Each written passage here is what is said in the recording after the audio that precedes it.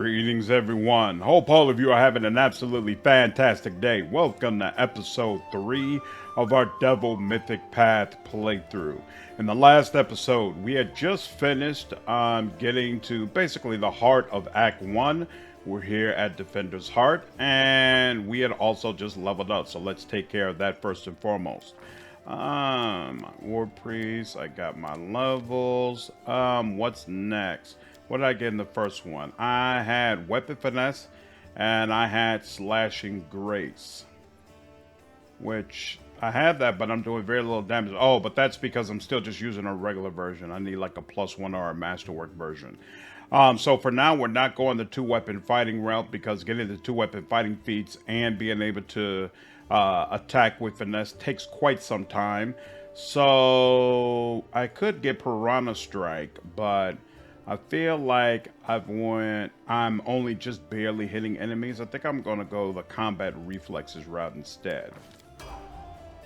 Ooh, did I? Hey, and I've already got a Deadly Fascination. So now anytime I kill an enemy, I'll automatically try to fascinate nearby enemies, which is really, really freaking cool. Okay, awesome. And then we've got Wenduag. From now on, she's going to be leveling in Shifter. Those are her skills. And did we already get weapon? We did not already get weapon focus spikes, right? So that's probably what's up next for her. But let me just check. Pull up her build. Wenduag Shifter. And at level 3, she takes... No, actually, she takes Rapid Shot next. So, is that unlocked yet? One moment. Rapid Shot. There we go. And then Camellia. I don't know if I continue using her. In fact, I'm short on team members. So, for right now, I think I will. But she's definitely not part of the long-term strategy. So, that's why I'm not changing her class. And then Seelah, of course, is going to continue as a Sable Company Marine for now, again until level 6. Why is it giving me Boon Companion? There was an issue with the way pets were leveling for a few archetypes. I think Sable Company Marine was one of them, but I'm also pretty sure Owlcat just announced that they released a patch to fix that.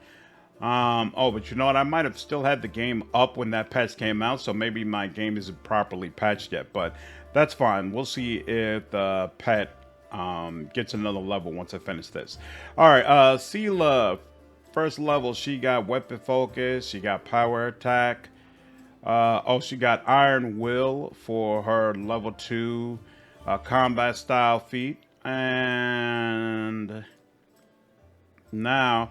I guess she could go ahead and get Power Attack now, or she could get Combat Reflexes. Boom, boom, boom, boom, boom. Oh, no, she already got Power Attack, so yeah. Or Improved Initiative. That might be nice as well, honestly. You know what? Yeah, I'm going to go the Improved Initiative route.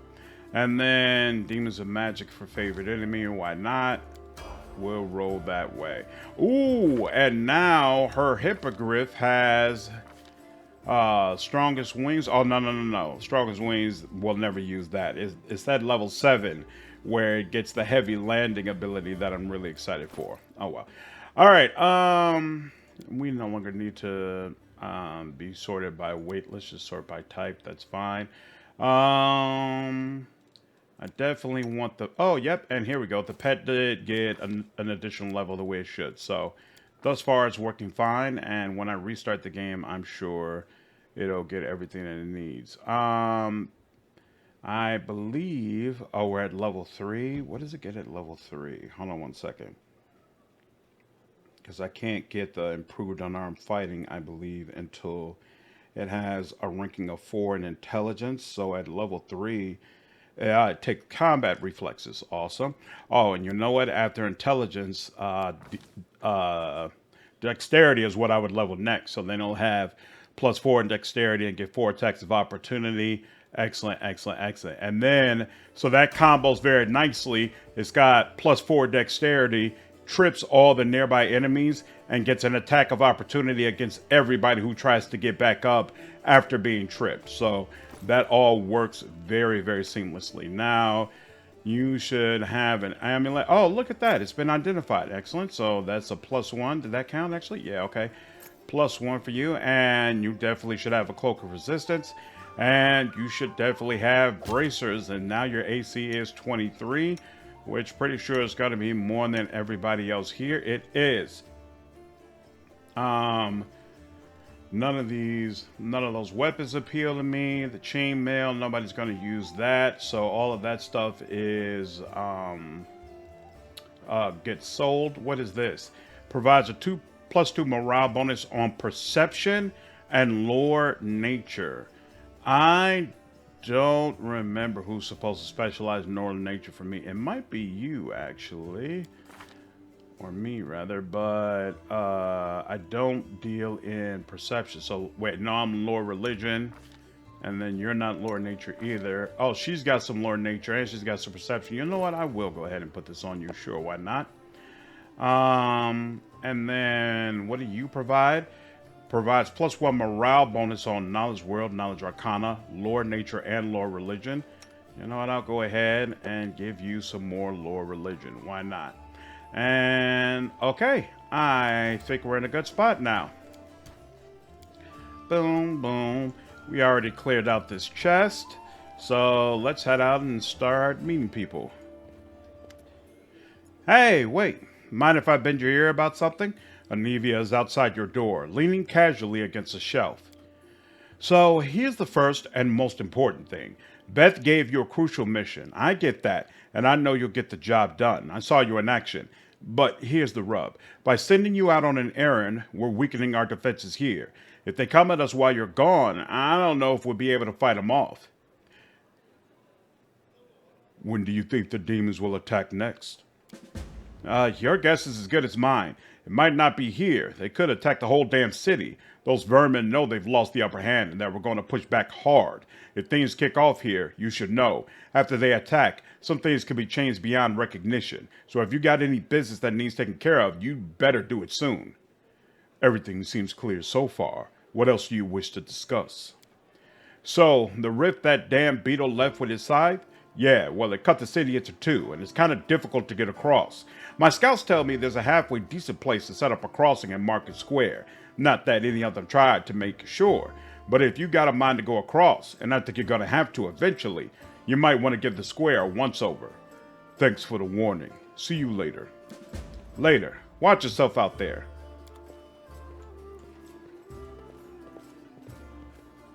Alright, we'll circle around the edge first and then come back around. The dwarf resembles an abandoned citadel, one whose high crumbling walls are still holding fast, but whose empty, lightless windows make it clear that all inside is dead. Oh, it's you. Good work back there in the great garrison. Name's Staunton. If you've heard rumors about me. His face, which looks like it has never known anything as carefree as a smile, grimaces. Just so you know, everything people say about me is true. What do people say about you? They say I'm a traitor, as bad as a Relu Vorlesh, that I'm a disgrace, even among the ranks of the condemned, that Queen Galfrey should have never spared me, that I belong on the gallows. You really don't have any friends? I couldn't have survived this long if I were completely alone. Joran, my little brother, he keeps me going. He's never abandoned me. Everyone else shies away from me like they might catch what I've got. Even fighters in the condemned console themselves by thinking I got stripped of my rank, but at least I'm not Staunton. Commander Tierbaid seems to be the only person in the whole army who remembers that I'm a soldier and not a drudge. She has no qualms about taking me into battle. She's had some mud flung at her in the past, or so I hear. That's why she tries to keep an open mind about people. It's no surprise that she's the only one to hold on to her sense of reason in this farce. Why do they hate you so much? You really don't know? Staunton gives you a long, morose look, then sighs. I'm the reason why the Crusade forces are holed up in the fortresses on the edge of the Whirlwind, instead of bringing the fight to the demons. We used to have a foothold in the wound, the mighty, unassailable city of Dresden. We used to have it, until it fell. And all because of my stupidity. I gave the enemy our main citadel. I was tried. They wanted to execute me, and rightly so. But the queen intervened. She said that I should live and fight in order to undo what I had done. So that's how I live. Decade after decade, fighting in the condemned. The dwarf shrugs. As you can see, I have fixed nothing, and I have earned no one's forgiveness. Are you going to spit in my face too? It wouldn't surprise me. Lawful. You keep living and fighting with no hope of anything better, because that's what the queen ordered you to do. There is honor in that. You may be right, but you know every stone and iron get worn down over time. I know what it means to live a regimented life, but I cannot rely on my discipline alone forever. I pray to Torag, though he does not listen, that my body breaks before my conscience does. A whole city fell because of you? How is that possible? What do you mean, how? The knight glares at you from beneath his furrowed brows. If you don't trust the word of a condemned, go ask somebody else, like my little brother, Joran. And if you still don't believe it, what's it to me? But if you're going to ask me to recount the story of my disgrace for the 1000th time, don't. So many years in the condemned. Surely you have paid your penance by now. That's not up to me to decide. My life is in the queen's hands. He falls silent for a moment, and then a trembling voice adds, the condemned isn't the worst part.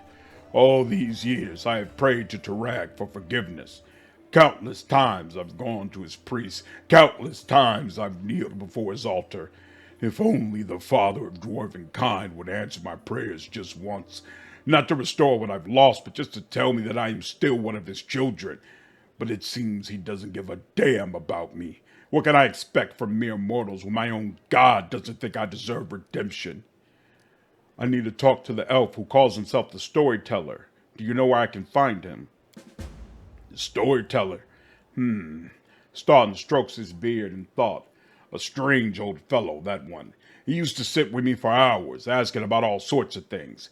He never offered judgment or comfort. He just listened. At first, I wanted him and his questions as far away from me as possible. But later, I realized that talking to him did ease my burden, a little. I hope he is alive and well. He's completely blind and feeble, too, so if he's alone in the city, well, you probably know what that means. I do know one place he might be. Look for him in the Black Wing. It's a library. Here, I'll show you where it is on the map. I don't know what use a library is to a blind elf, but he loved the place. He would sit there day and night. I have to go. Go on, then. Maybe we'll see each other again.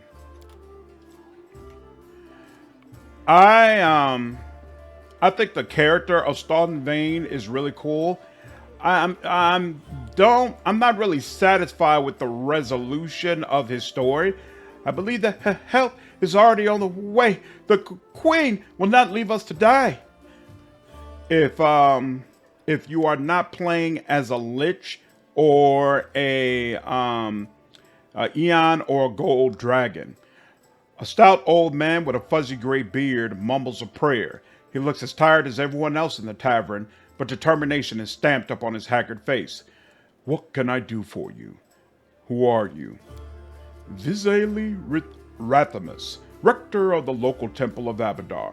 The temple is gone, though, and if we snooze here for much longer, the city will be lost as well. Who is that boy with you?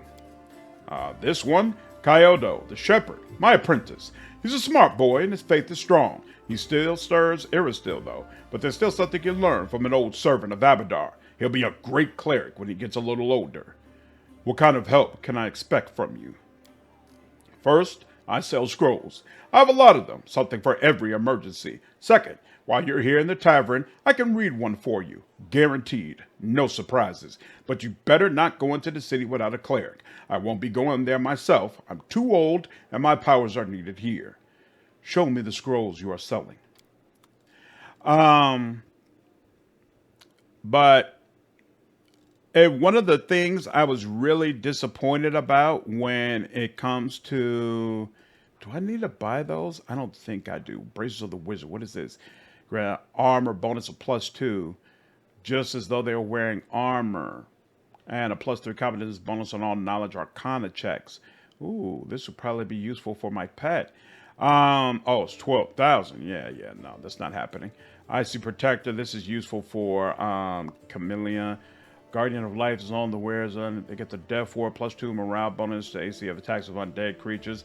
That's actually useful because you face a lot of undead in this act. And then what? A bunch of ingredients. Oh, this is a wand to bless. Interesting. And what? Ring of powerful blood magic. I don't remember this being here. When the wearer of this ring is blood raging and casts a spell, the save DC of this spell increases by 1. Huh. Isn't that interesting? Okay. And then Daredevil Boots. This pair of magic boots shimmers in vibrant shades. While using acrobatics to avoid provoking attacks of opportunity, the wearer gains +5 competence bonus on ability checks, and whenever they make a successful ability check while the ability is active, they get a +1 bonus on attack rolls for 1 round. Huh. Well. That is fascinating, but no. One of the things I found really disappointing about Gold Dragon is that you cannot really redeem Staunton. I felt like that was something that you should have been able to do, but you really can only do it if you're a true Eon. And I feel like that's wrong, considering that redemption and helping people, forgive and things of that nature is supposed to be a core part of the path. Wenduag's tense stance reveals her constant vigilance. Her eyes are focused and resolute. Noticing you, she'll let you speak first, bowing respectively. Master, I am at your service.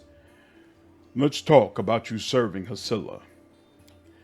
Uncertainty sparks in Wenduag's eyes as she curls her spider legs on her back closer to her body. Of course, Master, but now I only serve you. Has someone said something about me? What did you do for the demons? I brought my kin to their lair so they could join the demon army and accept the power given to them. I made my tribe stronger. Later, once we no longer needed the demons, my powerful kin would have fought for me. The huntress shoots you a grim and bloodthirsty grin. Aren't you ashamed of betraying your kin? Wenduag replies respectfully but defiantly. I know that Saul would have called me a traitor, but for one reason only. He grows old and cowardly. I accepted the same fate as my fellow tribesmen. I ate the flesh too, and for many gongs I thrashed with fever, growling like an animal, lunging at anyone and everyone, my body burning from the inside. But I handled it because I was the strongest of them all. Not a single day have I regretted the power I gained, and that's why I'm not ashamed of sharing that power with my tribe. Why did you decide to switch allegiance? I was only serving the demons because they promised me power, and only for as long as they had something to offer me. Wenduag chuckles, revealing her sharp teeth. But Seelah can't offer me anything now she's dead, and I was never going to risk my life for her. You are a true leader, one worth following, the huntress says in a fawning tone. How can I trust you? Wenduag's voice gains a fervent edge. Why would I betray you, Master? You are the strongest. It would be stupid to defect to your enemies and die along with them. No, I am not that dumb. I have no more questions. It's good that our paths crossed. You could need a good servant, and I need a strong master. You promised me an army of mongrels. Wenduag narrows her cat-like eyes, and I will give you one, Master. But first, we have to rebuff the attack on the city. Saul has spent his entire life preparing for the underground crusaders' return to the surface, and he's not going to take any risk. He will order the tribes to hide in the caves like rats, and he will decide whether they are strong enough to fight side by side with us. Maybe he will decide that it's better to sit this one out and wait for another chance to come along. We have to fend off the demons, win a glorious victory, and show Saul that our cause is not lost. Then he will give us his warriors, and then it will be my job to turn them into real soldiers. I want to know more about you. The underground warrior looks flattered, raising her chin proudly. You can ask me anything, Master. What do you think of life on the surface? Wenduag scoffs arrogantly. Life among the uplanders, you mean? Your customs are strange. The huntress casts a glance at you and corrects herself quickly.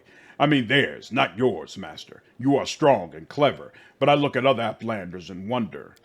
Have you seen how proud they are of their weakness? Look, my hands are so soft. I've never done anything with them my entire life because noble blood runs through my veins.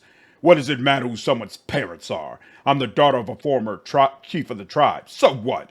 Is this what they respect and fear me for? Saul became the chief because he was old, experienced, and smart. After him, I might become the chief because I'm strong and even smarter. But these weaklings wouldn't have lasted a day in our caves. Wenduag's eyes narrow warily.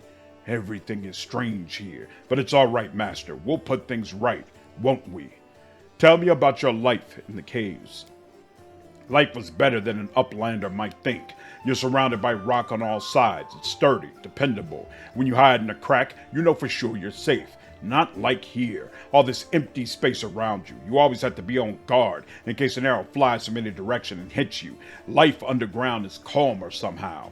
Sure, there's less food in the caves than here, but the amount of food the uplanders have, it's too much. Don't you see, master, how many fat uplanders there are? Why do they eat so much? Like cattle, fattened up to make for tastier meat. We only had one fat person in our tribe, and that was Saul, and he was only fat because he was old. But up here, everything just seems fair in the caves. When there isn't enough food for the weak, they die. The lazy die. The sick, in the head and the body, die. Only the strong and the skilled survive, and the blood becomes thicker, tougher. What happened between you and Lan? Wenduag shrugs disdainfully. He is a good hunter, but not too clever. A bit of an idiot, really. He was the strongest in the tribe after me. That's why I kept him close. His heart is soft, unlike his body. The huntress smiles shamelessly. But then I met you, and I didn't need Lan anymore. Now I only want to hunt with you. I can tell you're proud of your strength.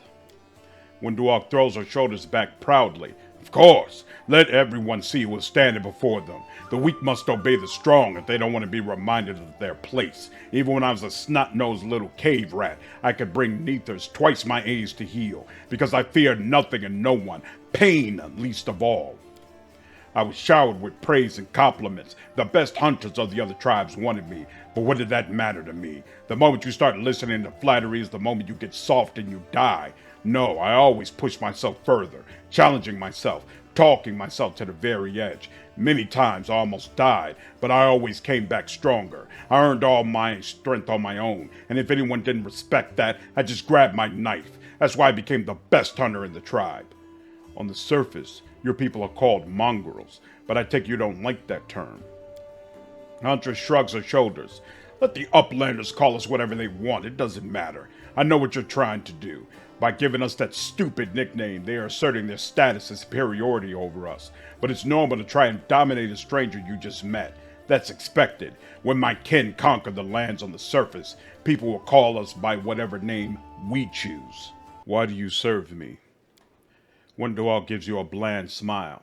Because you are winning, and I want to be with the winner. I don't like sharing food and fire with weaklings. I prefer people like you. And also because being close to you is a good way to live. I love life. I'm young and strong. It makes sense to eat, drink, screw, and kill enemies while you are young. Not when you are 30,000 gongs old and shriveled up like Saul. As long as I'm your servant, I can have fun as I like and order around anyone I want. Who will dare defy me? No one. Her eyes drift half closed in smug satisfaction. Lawful. You will have to show more restraint on the surface. Yes, master. I will behave whatever way you order me to. Everything is clear to me now. Wenduag lowers her head, bowing much lower than is customary. Your interest gratifies me, master. That's it for now. The huntress gazes at you with devotion. Thank you for talking to me, master. Yep, all the worst parts of his personality. All right, Indarah. An imposing young Orion is surrounded by a crowd of crusaders who are hanging on to her every word. I hope this example clearly illustrates the difference between Jiska and legionnaires from the last war and the crusaders. The perfection of form and spirit they're imbued with during creation turn them into parts of a well-balanced war machine, not a ragtag bunch of individuals, but a united whole. Now, tell me again why I'm supposed to be impressed by your reckless assaults, where everyone is fighting for their ego and for the right to beat their peers to a swift but pointless heroic sacrifice. Some of the Crusaders grumble unhappily, but it is clear that they are captivated by the woman's words. The only exception is a scraggly and disheveled halfling monk, whose puffy black eye gives him away as a brawler and a troublemaker. He enthusiastically pushes forward and tries to engage, but one of his friends swiftly jabs him in the back with an elbow, making the poor fellow pause to catch his breath. Quietly listen to the discussion. One of the Crusaders angrily curls his fist tightly and retorts with a burst of passion. If those gist of yours, or whatever, had come for us, we'd have their guts for garters. You think we'd never fought a mighty adversary before? The soldier's stern facade cannot fully conceal his relish. He clearly plans to enjoy this confrontation. The Crusaders around him look upon their exotic opponent with a mixture of irritation and piqued interest. The woman chuckles before cutting off her interlocutor. I would love to see you storm a 60-foot tall walking castle shaped like a gigantic elephant that carries siege fortifications on its back. And I'll have you know, these fortifications were defended by Jiscan priest craftsmen armed with demon-bound war machines. They used the enemies you could not defeat as mindless weapons. The woman gives the people around her a triumphant look and adjusts her clothes with pointed nonchalance. Her voice takes on a lecturer's tone. You should not argue with someone who happens to be the most authoritative researcher on the history of warfare 3,000 years before the foundation of Absalom. The woman looks at you and flashes an amused smile. The lecture is over. Do my esteemed listeners have any questions? Who are you? I am Indarah, a warrior, magus, and scholar of classical warfare from Gwerm. The woman peers at you apprehensively, then sighs. I admit that I am mildly offended by the fact that my name is entirely unfamiliar to you, but I'm willing to accept that this is due to Aveston's isolation from the sophisticated culture of the world at large. You've come a long way to be here. I like to think of myself as an inhabitant of Golarion, and I don't narrowly identify with any country in particular. Why did you come? To witness a legendary war. The confrontation between denizens of a plain famous for its love of violence and the Crusaders from every continent united by the common goal of defending their home. An epic struggle of colossal proportions that hasn't been particularly epic so far, truth be told. The monk with a black eye grins and mutters under his breath, maybe she just can't see from here. The view will get way more epic if she stops hiding among us and takes a walk outside. The woman smirks contemptuously. She does not deem the monk's words worthy of comment. I feel like we never see Pink Eye again. And I was looking forward to it. Like, who the heck is the monk? But when we meet Indarah again, I don't feel like Pink Eye is with her. Is Pink Eye somewhere else in the game? And maybe I've just missed him? I disagree. The Crusaders are doing a commendable job at resisting the demons. Oh, yes, and the situation we have found ourselves in can attest to that. But then again, demons are no better. Their preferred strategy also involves brute strength, mindless assault, and unfounded confidence in their superiority. Why don't you join the Crusaders and show them how fighting should be done? No, I am a historian, an analyst, a theorist. Do you know what these three words have in common? They describe a mortal woman who does not participate in the conflict upon which her thesis will be founded. But then again, I will hardly be able to describe this mess as anything other than a feeble likeness of the last war of Jiska. The monk with a damaged eye grins slyly and comments, the more dangerous the upcoming scuffle is, the more motivated we are to find clever and pretty words to justify not actually doing the fighting. What is this last war that you mentioned? The last war of Jiska, of course, a large-scale conflict that took place 3,000 years before the foundation of Absalom. It was a war against the Assyrian pharaoh of forgotten plagues, the war that ended the legendary Jiska Imperium, an epic struggle that became the most vibrant page in military history. Alas, all conflicts that followed it were but a pale shadow, including the one I am witnessing here. Why do you find the last war of Jiska so inspiring? Imagine legions of golems imbued with extraplanar spirits marching into battle. Imagine flying cities that swoop out of the clouds like terrifying monsters, birds of prey, to drop forces on top of enemy castles. Picture gigantic mechanisms powered by captive and very angry demons and devils. Imagine standing in the warpaths of walking citadels or having to cover your ears to block out the sound of cannons loaded with shrieking elementals.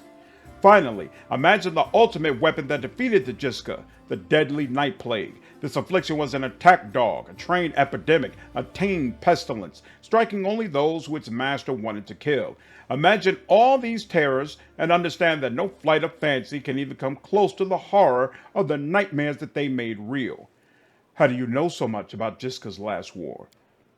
I can say without false modesty that there is no more authoritative researcher on Golarion when it comes to the history of warfare 3,000 years before the foundation of Absalom. I've dedicated my whole life to this subject. I've personally visited old battlefields and studied the most mysterious and forbidden archives containing chronicles of ancient wars, sometimes risking my life in the process.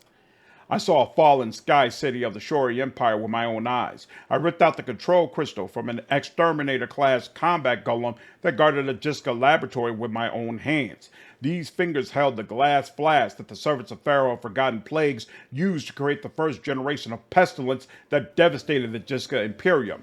How do I know so much? I saw and touched everything I am telling you about. You're wrong to treat the Crusaders with such disdain. Allow me to explain. A debate? Oh, I will be happy to prove that the current conflict can't hold a candle to the last war of Jiska. Very well. The last war of Jiska was waged using a significantly greater number of troops. Both sides actively relied on reinforcements from allied planes, and the strategic planning was perfected through no fewer than 7 rounds of intensive design. None of the above applies to this war of yours. Compared to the Jiska, we are but stone-wielding kobolds. I would like to conclude my thesis with a few words of wise counsel from Dagon, an advisor to the Pharaoh of Forgotten Plagues. I doubt you will comprehend the true genius of this statement, but here it is nevertheless. A gadfly sees the ox. The ox pays no heed to the gadfly, but crimson fever takes them both. Ooh. All right, diplomacy it is. The events of the past are shrouded in legend, but the fate of the world is being decided here and now. That is what you failed to grasp. Oh! Still failed it. That's rough. Oh, I rolled a 1. God dog it.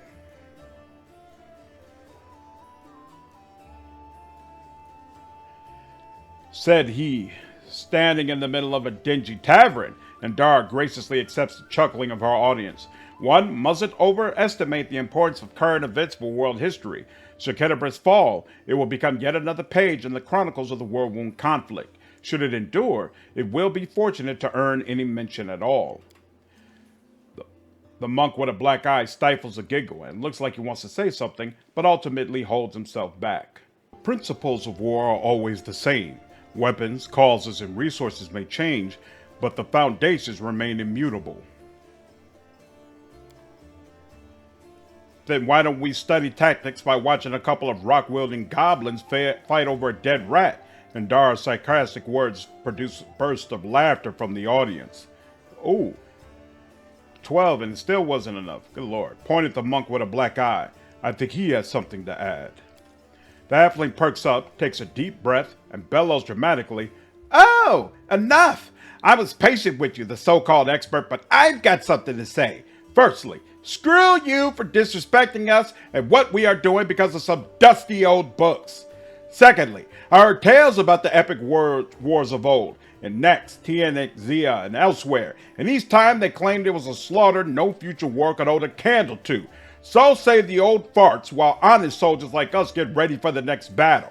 Because we need to go out there and fight, so later we too can say our war was the most legendary of all to young whippersnappers who won't be nearly as good as we were. Thirdly, you claim to know war, but do you really? You can wag your tongue, but can you actually fight? Or are we listening to an empty chatterbox that's read a few books but hasn't even been in a brawl? You can enter a barber shop and run into a dozen such experts. Show us what you're worth so we can be sure there's something to respect. The halfling starts feistily rolling up his sleeves. Ha ha ha! I've never seen this section. Holy smokes! He is absolutely laying into her.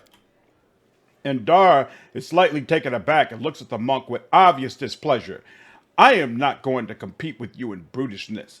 Look for another pugilist if you wish to have the symmetry of your face restored. Ha ha ha ha ha! The warrior woman raises her chin and coldly gazes at the crowd of crusaders cheering and whooping for the monk.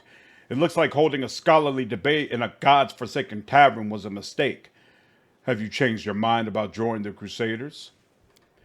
I don't see the point. You Crusaders appear to be quite confident in your skills. If nothing else, you presented your arguments to me with extreme confidence. Indarah unbuckles her sword belt and hands you the weapon. This is a worthy blade. It will be of use not only for the strong, but also for the wise. Claw Jiska, and it won't let me look at it there. And this is where I bid you farewell. Before the end of the day, I was planning to observe how winged demons use pack tactics to drive their prey like herds of livestock. But it is time I got back to my research. The hint of a smile graces Indarah's lips when she sees disappointment in the eyes of many crusaders around her. Stay safe.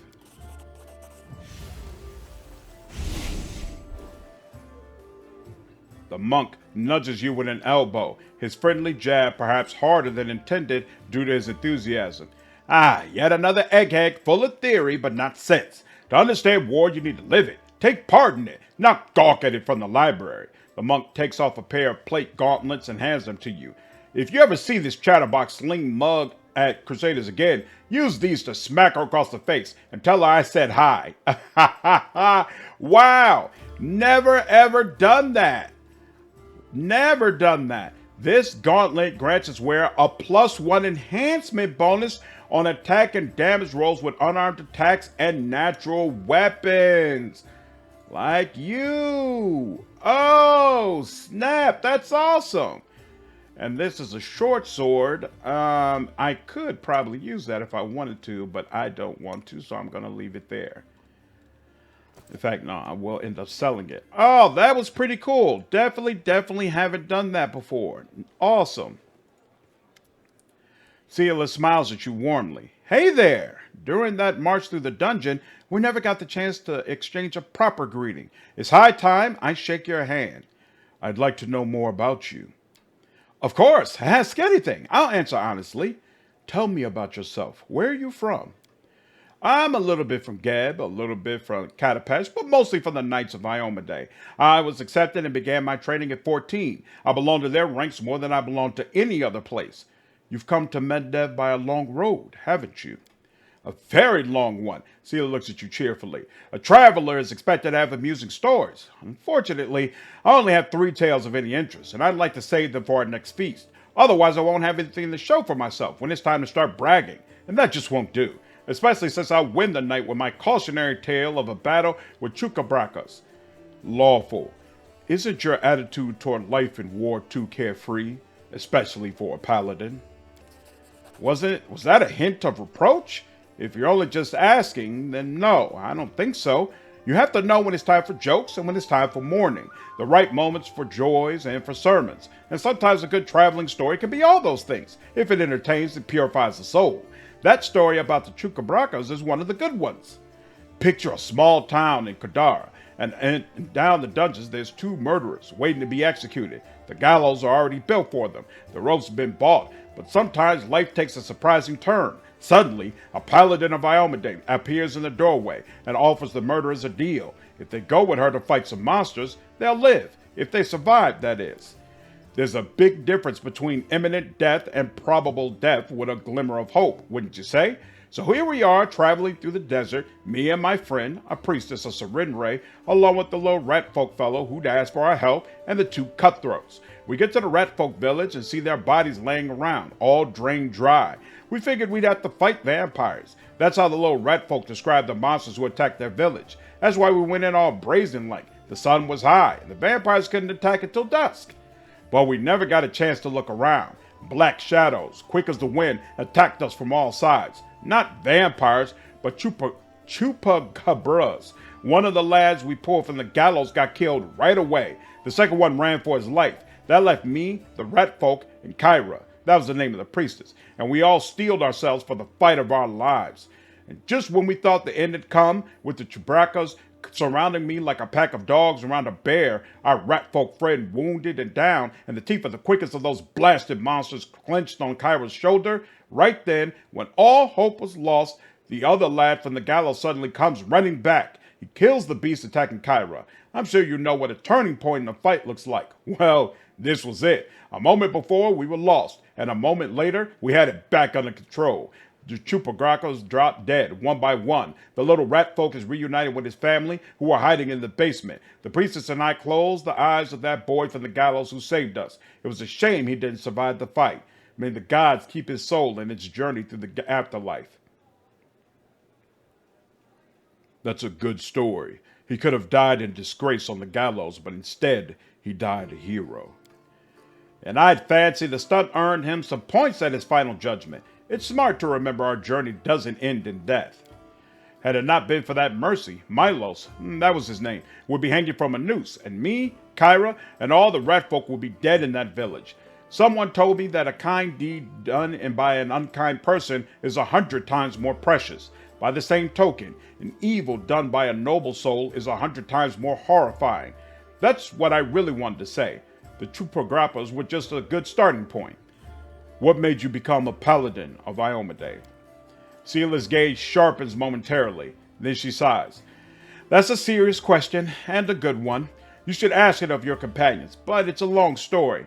To start with, 12 years ago, I was nothing like the person I am now. I roamed the streets of Soku with the other homeless orphans. I stole. I fought. I was a hired sword for a bit. Not the proper origin for a paladin, is it? Back then, Soku was a city of orphans, widows, and widowers. Gnolls decimated the city regularly. My parents were among their victims. People there heard about new deaths before they finished mourning their previous losses. One day, a group of knights of Iomedae brought a glimmer of hope to the city. But while others saw them as saviors and protectors, I was busy pricing up their noble horses and their gleaming mithril armor, wondering just how much one of their pretty swords would fetch. Ha ha! A thief lives one day at a time, that's what they say. I was the type that never thought past the next job. Anyhow, I was able to sneak into the knight's camp and steal one of their mithril helms. Seelah pauses, her voice sad and measured. And I was right there when a gnoll attacked the helm owner. Asimi was her name, and dealt a blow to her unprotected head. A gnoll like all the others she'd fearlessly driven from the gates of Soku. That one blow was fatal, but who was really to blame for her death? The gnoll attacker, or the young thief named Seelah? Lawful. Even a seemingly small misdeed can have terrible consequences. Yes, you're right 1,000 times over. I hate to say it, but I just didn't see it back then. And if I had never got that lesson, my eyes would probably never have been opened. Who knows what would have happened to me if it wasn't for Asimi and her bravery and her death. Maybe the world would know Seelah as a bandit, not as a knight and protector of those in need. There's a saying I like to remember. People rarely find redemption on their own. Someone must show them the way. But you were asking what brought me into the ranks of Iomedae's warriors. We all choose the paladin's path for our own reasons. Some are guided by nobility of spirit, some by a desire to fight injustice. I became who I am through penance and a debt unpaid. The day Asimi died protecting my city, I wanted to kill myself for the terrible guilt I felt. But then I realized it wouldn't make the world any better, and I decided that instead, I'd try to take her place. I'd become who she had been, and protect the innocents that she would no longer be able to protect. What are the principles that paladins Iomedae follow? Seelah smiles. I'll tell you. I like to recite our code. It feels like I've said it 1,000 times, but it never gets old. There is strength in these words. After a pause, she begins, her voice slow and meditative.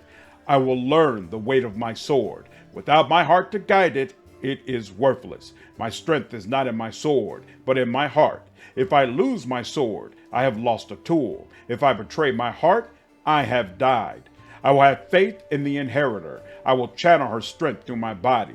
I will shine in her legion, and I will not tarnish her glory through base actions. I am the first into battle and the last to leave it. I will not be taken prisoner by my free will. I will not surrender those under my command. I will never abandon a companion, though I will honor sacrifice freely given.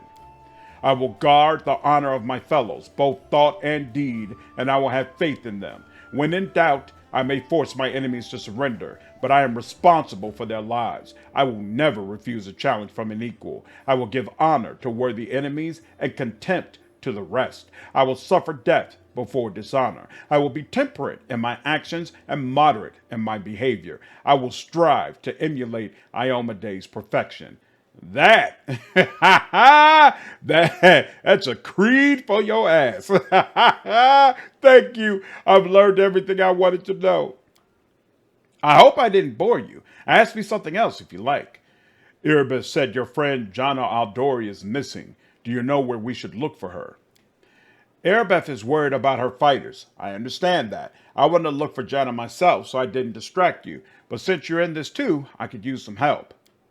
Jernaugh and I met in Kennebrus a few days ago and just hit it off. We went drinking together. We went to that unforgettable celebration together too, but we got separated in the crowd. So we should start looking from the main square. That's where I last saw her. Seelah frowns. Jannah's a good fighter, even if she is green. She couldn't have become an Aldori otherwise. I hope that means she's all right. What do you think of what's going on in Kennebrus? It's complete chaos. It's lucky we're here to handle it, right? Seelah smiles brightly. This should give you a worried look. Does the way I talk bother you? I know I can seem blasé. Many good people, and our protector Terendelev died here in Kennebrus. A paladin of Iomade is expected to be properly respectful and solemn. But I prefer to face my troubles with a smile and a bit of common sense. Grief is a weapon they'll use against you. It can undermine a warrior's spirit. It's better we hold off on grief until we've driven the last demon and cultist from the city. Lawful. There's wisdom in the traditions of mourning, and one shouldn't reject them. All the more so if inappropriate merriment could offend other mourners. Many people's loved ones perished in Kennebrus. Seelah sighs. You may be right. I should keep myself in check more. Better discipline, more self-control. Quality suited to a paladin. Is fighting demons all you want, or are you looking for something more? How about covering myself in glory and becoming the hero of 100 ballads, or at least a dozen, if they're lively ones? Seelah's eyes shine cheerfully. Anyway, to be more serious, the area around the World Wound is the best place for a paladin who wishes to defend the weak and serve good. Being part of the crusade is reward enough for me, but there's something that worries me. I don't want to sound like I'm criticizing my brothers in arms, but the Eagle Watch and the other orders are focused on just one aim, the war against the World Wound. That's why they can sometimes overlook the smaller things, ordinary misfortunes, you know? I always liked being a wandering knight because any moment I could get up and go help a poor rat folk whose family had been kidnapped, or an old woman whose favorite dog had gone missing. So here's my answer. I don't have some big important goal, but I'll be happy to help those who need it, a little bit here and there. Thank you for speaking with me. Until next time.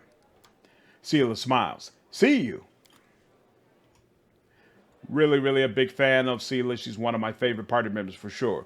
We're going to skip Irabeth because there's a quest I have to do here that'll cause me to talk more to her anyway, so we'll be back. A tall, athletic man greets you. His hair is prematurely gray and shorn close to his head in a military style. He is lean and well-groomed. A monocle twinkles coldly in his eye. The bold set of his jaw and his large but agile frame attest that he is a man who is always ready to be on the move. Greetings. I am Hilor, venture captain of the Pathfinder Society. I'm the superior officer among Pathfinders in this region of Mendeth. However, the Society is running almost no operations here right now. Besides me, there are almost no Pathfinders here. Actually, I'm only stuck here because of an old feud with a demon worshiper known as the Spinner of Nightmares. I've had to work alone without the support of the Society, but I've made a lot of acquaintances among the local mercenaries and daring fighters. If you need any good fighters for an honest cause, talk to me. I want to know more about you. What exactly are you interested in? I am a common Pathfinder. There are many others like me. Fate and my orders brought me to this land. How did you end up here? I was working on an assignment for the Pathfinder Society, and then a demon worshiper named the Spinner of Nightmares abducted my daughter, Lori. For the past 3 years, I've been trying to save her. During this time, I've become a specialist in scouting demon territory. I've even planted agents among the cultists. Truth be told, in pursuing the Spinner of Nightmares, I've been acting more on behalf of Queen Galfrey than the Pathfinder Society.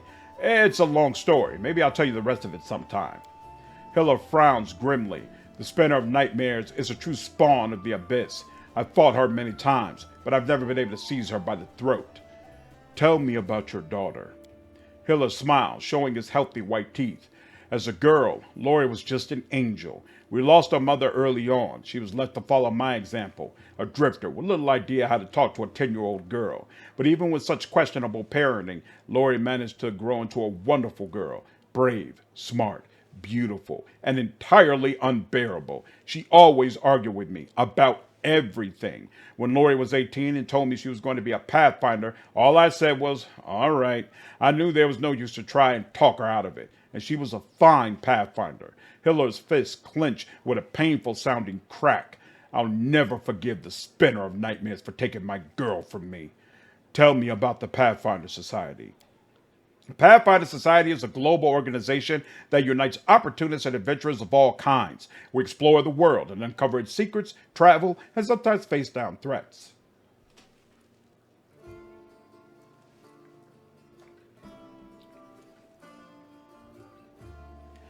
In times of trouble, the latter becomes our primary focus. We're driven by curiosity and the desire to make the world a better place. And, of course, some seek profit or hunger for glory. But in any case, it's hard work. They might send you anywhere on a mission. Weaklings have little place in the society. It's more for seasoned fighters. There are society lodges in many cities. The closest one is at Neurosian. They're each led by venture captains, lads like me. The Grand Lodge is in Absalom, the center of the world. The Decemvirate sits there, the anonymous council of our leaders. I have no more questions. If you have any questions, come to me.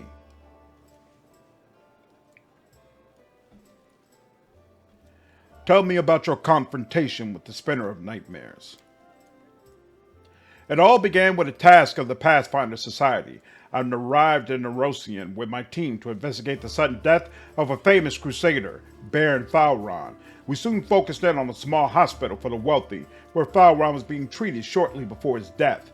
It turned out that a gang of Baphomet's cultists, calling themselves the Labyrinth of Mind, had gotten a foothold at the hospital. They were obsessed with twisting the minds of their victims and targeted fragile people too weak to resist. The hospital was filled with perfect victims, isolated for weeks from the outside world, completely helpless. And when they returned, they were different, almost normal. But the moment they heard a certain phrase, something dark awoke in their mind, and they transformed into servants of Baphomet, ready to lie, betray, and even kill. The Labyrinth of Mind was preparing to infiltrate all the elite circles in Mendev, but Baron Falron stopped them. He was too loyal to his oath and too resistant to their spells. He fought for his freedom until the strain broke his heart. We opened and cleaned the city of Baphomet's pit of vipers. Their den was a cradle of sin and filth. They cast spells on each other, and their loathsome fantasies steeped real from their minds into the world. They dreamt of horrible and forbidden things, and they fought like mad. We burned the place to the ground and slaughtered everyone we could, but the leaders of the cult were able to flee, and they were set upon revenge. They abducted my daughter, Lori, who served under my command in the Pathfinder Society. They left me a note full of tart insults, mockery, and sneers. From that note, I learned the name of my enemy, the Spinner of Nightmares. A few months later, I confirmed that she was the leader of the Labyrinth of Mind. My hunt had begun. I would get Lori back at any cost. Hilor grits his teeth with bulldog determination. I have to go. Good luck. Watch your back. Only trust your closest friends. The enemy is cunning and treacherous. Now, his story, I really like the resolution of. I think meeting Lori is very interesting. She's a very well done character. I enjoyed everything about that development.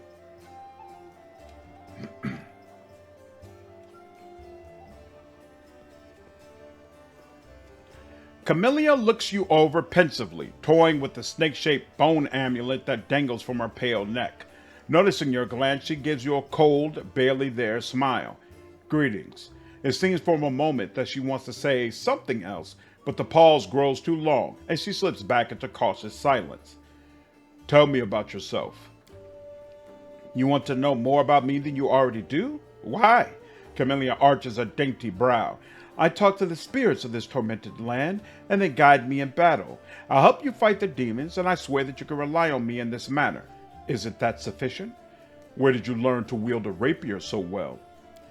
I had good teachers, although they don't get all the credit. I am a most diligent student. Camellia licks her parched lips. Your amulet is quite unusual. Where did you get it? Actually, no. You're much more relaxed during combat. Your battle cries are uninhibited. She blushes slightly and lowers her eyes. So you've noticed. To be honest, I find it embarrassing. You see, being a shaman means having spirits of battle as my ever-present companions. In the heat of battle, they become rather, vocal. Your speech tells me you are of noble birth. Camellia laughs, her practiced musical laugh, as she watches you from under lowered lashes. You're most insightful, a fine quality to have. Camelia's laughter ends, and unspoken words hang in the silence. Forgive me if my questions disturb you. I couldn't resist such a noble and beautiful lady. I will stop bothering you immediately if talking to me upsets you. Not at all. Our conversation is an exquisite delight. Camellia affords you a brief, friendly smile in appreciation of your manners. Your amulet is quite unusual. Where did you get it? Ah, my little trinket. It's so nice of you to notice, but I assure you, this amulet is nothing but a bauble. Can a lady not be drawn to beautiful, useless things? Anyway, as much as I enjoy our delightful conversations, the spirits are calling me, and I must respond. Please excuse me. Camellia turns away, watching you out of the corner of her eye. Ooh, look at that. Pay it halfway. 1,000 coins for you, just as promised. You helped me get back to the surface, and I duly paid you for escorting me. Horgus Gwerm always keeps his word. Now, speaking of our future cooperation, Horgus looks at you with unvarnished disapproval, his arms folded across his chest, his foot tapping impatiently. I have a job that would be perfect for someone like you. Naturally, I pay you generously for your services. What do you mean, a job for someone like me? For an adventurer willing to sell their soul for booze and then lie down drunk in the gutter? Or do you think you're somehow different? A traveling knight, perhaps, noble of heart but without a coin to your name? Horgus sizes you up critically, then sighs and shrugs. You seem a reliable enough ally to me, and you did get me out of those mongrel caves, so why should I care what you do with my money once you've got it? Failed a perception check. That's unfortunate. I had a +6, roll a 6. 15, yeah, that would have been difficult. Horgus seems like one of those people who think the entire world owes them something. Noble birth doesn't give you the right to behave badly. I would ask that you refrain from such statements in the future. Horgus puts his hands on his hips. Oh, really? How impudent! No one dares tell Horgus Gwerm how to address the rabble. So what kind of reward are we talking about? 1,000 gold coins, Horgus replies without hesitation. Double the reward, and I'll think about it. Ooh! Several tense moments pass in silence. Then Horgus's face relaxes. Deal. So, what does this job involve? You shall be my bodyguard. You see, I have good reason to return to my mansion here in Kenabris. I still have... Well, it doesn't matter. It's none of your business. My mansion is a breathtaking building with a large garden in the wealthy part of the city. Even before the demons attacked, every thief and fraudster in the city had to get inside, one way or another. I shudder to imagine the state it's in now. I have little hope that my guards were able to hold the mansion during the attack, and I expect that the servants fled when they saw the demons. Only Abadar knows what's happened there since. Therefore, I would ask that you meet me at my mansion and guard me there until I complete my business. I already asked the local paladins for help, but they've no desire to set foot outside this tavern. Damn cowards and traitors, that's what they are. Also, Please, do take Camellia with you. I trust that girl more than the rest of your gang. She is of noble birth, after all. Deal. Marvelous. Most excellent. Horgus' face relaxes, smoothing a few of the tense lines. I'll proceed to my mansion at once and wait for you there. Meanwhile, you needn't worry. I know the city like the back of my hand. But do hurry, unless you want me to lower your reward. Okay, so I have to remember to take Camellia with me when we leave. No problem. In fact, now let's do a full save. A strange figure towers over the bar, a huge, ungainly man with skin so milky white that his blue veins are visibly visible even from a distance. His bald head is equal parts lumpy and pitted, and blood-filled eyes stare impassively out at you from beneath his pale brows. The glass in the albino's large, clumsy hands looks dangerously delicate, as if one twitch of those calloused fingers would be enough to crush it. A gold medallion engraved with a tankard gleams around his neck. What'll it be? Who are you? The albino slowly takes your measure with his red eyes, and finally, with a gentle sigh, says, Jernaugh Hawks, vampire. Are you really a vampire? Jernaugh gives you a long look of reproach and then grudgingly answers, Now, how did you end up in the Crusader City? How did anyone end up here? How did you, or them? With a huge hand, the tavern keeper gestures at the ragtag group assembled in the room. The world is big, but there still isn't a place for everyone. People who no longer have a life anywhere else, they end up here. Lore religion, the medallion you're wearing, that's a sacred symbol, isn't it? Are you a cleric of Caden Kalian? I'm a tavern keeper, best in the city, the best there's ever been, and I pray to the best god there is. Ha ha ha ha! Nice! Any news in the city? The albino looks around. There are demons everywhere, and you showed up. Are there any places in the city worth visiting? If you mean places that normal people usually stay well away from, then there are plenty, like the Pitaxian wine cellar. Jamil pauses for effect, like the name of the place alone should make you quiver in fear. It once belonged to a Pitaxian trading house. Then King Irabeth came to power in Pitax and promptly started changing heads. Soon after, the cellar's shop assistant was found in a ditch. Not all of him, mind, just his head.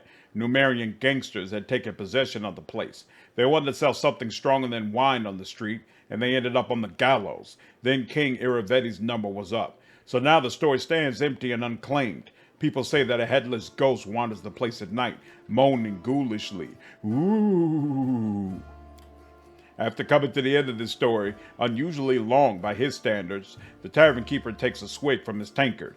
Just don't ask me how he makes any noise with no head. I wasn't there. I just tell it like I heard it. Awesome.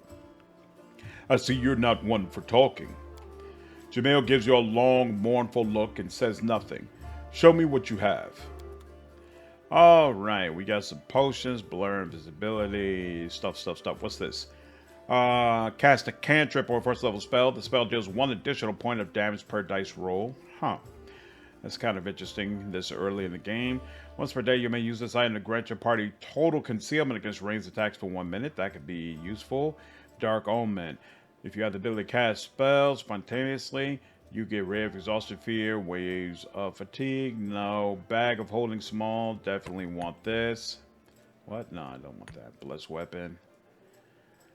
Spicy pastry. Oh, that's right. We got recipes in this game. Oh, I need a, I don't remember what are the really good ingredients that you need to make sure to have plenty of. I should probably try to make sure I'm looking at that. And, whoops. Some of these scrolls I could probably get rid of. Yeah, I'm probably not going to use inflict wounds, right? Because you have to be close. Yeah, this is within touch range, and it incurs an attack of opportunity. I don't have any undead that I need to heal, so all of these can be sold. What's this? Protection from law. Probably don't need that. Sickening. I'm never going to use that. Remove fear. I might. Scroll remove sickness. Maybe. Probably not, but maybe. Lesser restoration. You never know. Scroll of unbreakable heart. You never know. Fire belly. That'll definitely have use. I never use doom. And what's this? Cause fear? Never. Okay, 2,800. And bam. 9,300 on the list. Excellent, excellent, excellent. Moving right along. Go in here. Blue Chews. Is there anybody to talk to? No, just Survivor. Wait, no, there is somebody to talk to. Jernaugh. A young man in well-worn traveling clothes and a simple wooden symbol of Irabeth on his chest is efficiently cutting a linen robe into strips to use as bandages. Despite his visible exhaustion, he works with zeal, singing some tunes about red braids and ripe sheaves of wheat under his breath. He raises warm, chestnut-colored eyes to you. Are you one of the Crusaders? Thank you for defending those of us whose talents lie off the battlefield. I'm Jernaugh, servant of Irabeth. Pleased to meet you. What are you doing here? I only took my holy orders recently, so my God has only bestowed a little of his power upon me as yet. I'm sorry to say that the number of wounded fighters in this tavern is far beyond my power to heal, but there's a reason people say, have faith in the gods, but look to yourself first. I may not be able to help the wounded with magic, but I can at least cut up bandages. Are you from around here? No, I was passing through Indarah. I was sailing down that old man of ours, the Great Sullen River, to a village by the name of Chili Creek. I happened to land in the city on the eve of the festival, and I'm ashamed to say I decided to stay for a day to enjoy myself, but I ended up staying in the city longer than I bargained for. Chili Creek, where is that? It's a small fishing village. It's not even marked on some maps, but people do live there. What they don't have is a priest. They have no one to heal their wounds, and no one to offer prayers for a good catch, no one to give their dead a dignified burial, and the world wound is a stone's throw away. So I'll be setting sail for Chili Creek to serve my God and my people. Once we're held at Indarah, I'll be going there. If by the grace of the good gods we all survive this, you should come and visit me sometime. You'll find the village here, on the bank of the river. The priest marks Chili Creek on your map. Aren't you, a young and inexperienced cleric, afraid to go to the border of the world wound? I won't lie, I am afraid, but what can I do? Those villagers are simple people, like you and me. Every day of their short lives is spent doing hard, honest work. That's exactly the kind of life I want. Something simple, but meaningful. If I had centuries ahead of me, like elves or some other races do, I might have spared some 50 years or so to travel around the world, the young man says with a smile. Or maybe even 100. Why not? But I don't have time to spare, so I want to spend my short life in the place where I'm needed most, even if it's dangerous, especially if it's dangerous. I could use the help of a cleric. Jernaugh makes a helpless gesture. Hero still knows I'd be glad to help you, but it's no use. My spells are depleted, and I have no training in potions or scrolls. See this robe I'm cutting up for bandages? It's the second to last one. I have to go. May Irabeth watch over you. Chili Creek. I stand ready. That's a quest line I feel conflicted about. On the one hand, I actually do really enjoy it, but I don't think you have enough options about how it completes. So I always find it to be, well, at least when I'm good aligned, I find it to be a little unsatisfying. But we'll see. I might feel differently in this go round. It's been a while since I've done an evil version of it.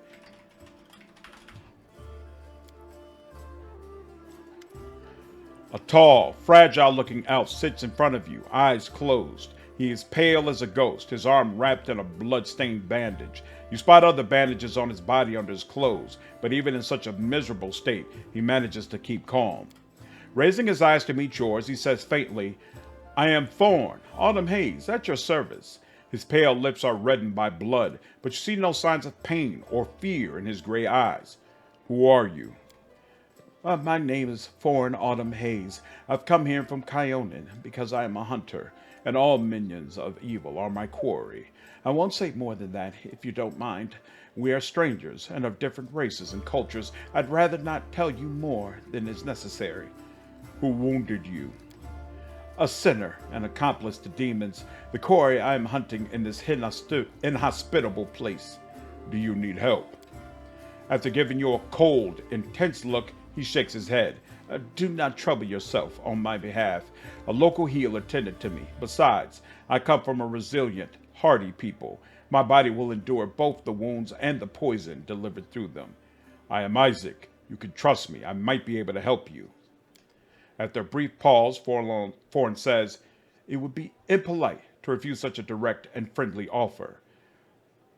Who is your quarry here in Mendev?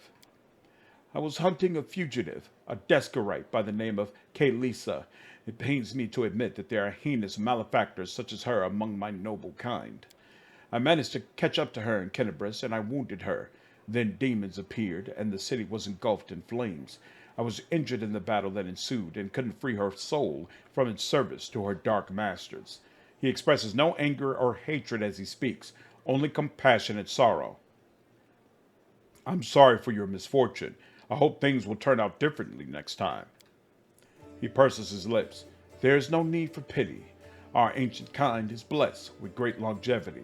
We gain a deeper understanding of the world than other races, and we learn our lessons better than anyone. That goes for learning from our mistakes as well. I survived, which means I will be more prepared when next we meet. I wish to aid you in your hunt. Thorn covers his eyes wearily. I thank you, but this is my mission, and I'm used to facing all manners of terrors on my own. I do appreciate your willingness to help. If you happen to meet Camellia, take caution. She has turned many innocent souls to the path of evil, and darkness has rewarded her with many gifts. Her appearance alone will tell you that. It is warped, the agate skin, the malicious stare of her blood-red eyes, the bestial teeth. She's more monster than elf at this point. What does Camellia look like again? Her skin is dark, her hair preternaturally white. Her red eyes can see perfectly in the dark, which, to my dismay, I've come to know from experience. But bright light causes her kind pain. I used an alchemical powder that explodes in a dazzling flash, and she cried out as if I had stabbed her. It's clear that this woman is a faithful servant of darkness. That marks that Camellia's masters have left on her appearance say as much. I always fail that knowledge check. I've considered sometimes getting Nanio first and then coming back to talk with him, but that's just too out of order for me. I just go on ahead and talk to him and fail and then move on. I'd like to know more about you. I won't hold anything back. Not who I am, why I made my way here, or who it is that I'm pursuing. Tell me more about yourself. Other people tend to believe that identity is the sum of a person's actions and the events that happen to them. For them, I am one of a long line of warriors of Kyonin who, since his youth, has dedicated himself to hunting evil and injustice. For them, I am a successful and capable huntsman who has tracked down and slain a great many monsters. But I am an elf, and for me, my identity has a different meaning. It is shaped by the place where I was born, and that I love so deeply. I am shaped by what I find beautiful and what makes my heart quicken, by the fears that come to me in the dead of night, by the things I find so intolerable that at the sight of them my very core darkens and fills with poison. Thus, to tell you who I am, I will require many days and much candor, which is more than you and I have at our disposal. Why did you choose to be a hunter of evil? Because I am the son of a noble and proud nation. We are sometimes criticized for our arrogance, but no one dares doubt our honor. When a crime is committed, we cannot turn a blind eye. If we were to abandon our obligation to oppose evil, if we were to surrender this obligation to other races, we would also relinquish our preeminence. I have no more questions. As you wish. I have to go. Good fortune to you. Oh yeah. Like that one. Looking forward to delving more into that. And now we're going to meet one of my favorite party members who unfortunately won't be a core part of the group, but I love him nonetheless. Mr. Woljif. So much fun.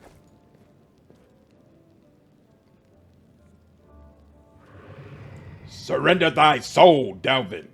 Hyomade, protect us! Ha ha ha ha! Got you again. How many times is that today? Take your jokes and shove them, tiefling. Whoa, easy there, Chief. Don't hit me. Button won't budge, no problem. Oh, that's right. That's a whole puzzle you have to solve. Hey, Chief. Hey, Dreamboat, come over here. I want to talk to you about something. Something really important. Quit bothering the decent people in here, Woljif, or I'll knock your teeth out. What's it to you, Delvin Dum-Dum? You were told to guard me, and I'm not stopping you. But no one told me I had to shut my trap. Your shadow? What was that? Get me out of here and I'll tell you. And don't worry, it's not contagious. Why are you in chains? Does it really matter? Don't get hung up on the past, Chief. Don't look to the future. Live in the here and now. He was caught thieving. Who are you? Woljif. Woljif Jefto. I deal in useful things. I can get you whatever you want. Anything. But there's just one problem. The tiefling rattles his chains and gives you a meaningful look. What do you want from me? I'll lay it out for you. Simple job, 30 minutes tops. We go someplace, talk to someone, and in return, whatever you want, I'll get it for you. Some extra rations? No problem. Armor, weapons, scrolls, you name it. It's as good as yours. If you need my help with something, whistle and I'll be there. I'm handy enough with knives too, and even my magic know-how isn't too shabby. What a load of guff. If you were good at magic, you wouldn't be stuck in here now, would you? Don't you listen to him, Chief. He'd find fault with the Queen herself. I'll be useful to have in battle, and I'll sell whatever you want at a reasonable price. It's your lucky day. You won't meet another gem like me in Canabras. I can't help you while you're chained up here. How can I free you? That's easy. You know Irabeth? Feisty-looking gal, always wears armor. You can't miss her. She's the meanest fighter in the whole city. When you see her, put in a good word for me, will ya? Tell her there's this guy Woljif locked up for no good reason in the Defender's Heart. Well, for the follies of his youth. And he really wants to get out on bail so he can keep up his good behavior and make a contribution to society. You got that? Will you do it? All right. I'll talk to Irabeth about your situation. I knew I could count on you. Knew it the moment I laid eyes on you. We'll talk later. All right. Woljif. We'll at least have him for a little while. I do not remember at all how to solve this puzzle, so this might be quick or this might take a while. Apologies in advance. Godspeed. Right, it's some combination of this stuff here.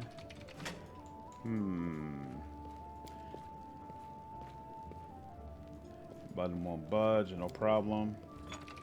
So what's this? These two, those two up, that one down, button won't budge. What if this one's down?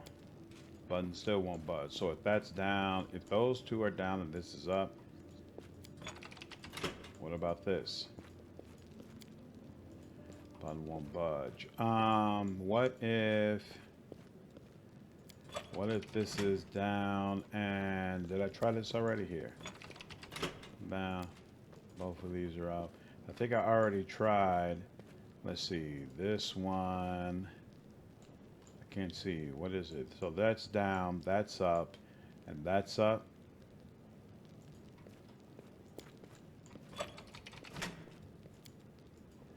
Nope, still doesn't like that. Okay, here, hold on. I'm doing this too haphazardly, and it's causing me not to remember what I've already done. All right, down, up, up. That, pretty sure that doesn't work, right? Yep, doesn't work. Now, down, down, up. I think I tried that already, but let's confirm. Just gonna have to experiment. No, that doesn't do it. Down. Both of these down. This up. There we go. Finally. Boop, boop, boop. And what do you know? Yellowed letter. Inkwell. Random stuff to sell. What's in here? Ooh, there's a helmet. And the helmet is... What does this do for me? I have no clue, but I did get a bunch of scrolls. Very nice. And a statue. Iomade. Secret place to worship her. Okay. Now let's head right on directly outside. Boom, boom, boom, boom, boom, boom. Uh-oh. Oh, that's right. I forgot about this.